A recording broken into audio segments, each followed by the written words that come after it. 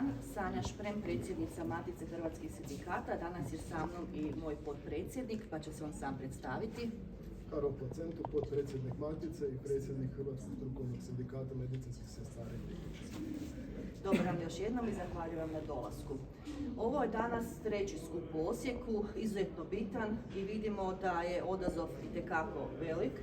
Interes za prosvjedom je ogroman i očekujemo naravno da ćemo svi zajedno 18. travnja biti na trgu, jer to očekujemo mi kao sindikalni čelnici, ali to je manje bitne su naše želje. Bitno je da građani Republike Hrvatske jasno dolaskom na prosvjed iskažu da riječi premijera da živimo u zemlji blagostanja, da nažalost hrvatski građani to blagostanje ne vide, vide ga samo na papiru.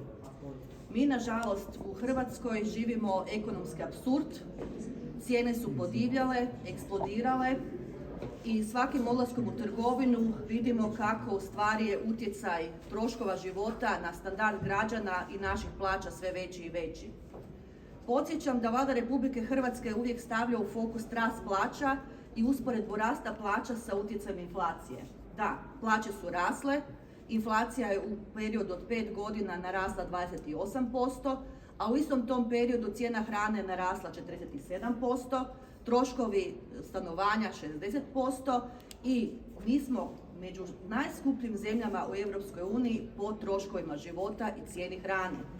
Skuplji smo po cijenama hrane i od Njemačke, Italije, Španjolske, Mađarske, znači svih zemalja Europe gdje smo stvari gledamo kao referentne zemlje u proučavanju ekonomije i troškova života.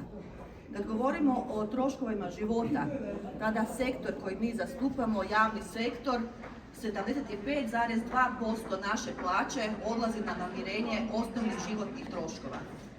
Neovisno o svim tim činjenicama, što smo 6. najskuplja zemlja u Europi po troškovima hrane, naše plaće su tek na 19. mjestu.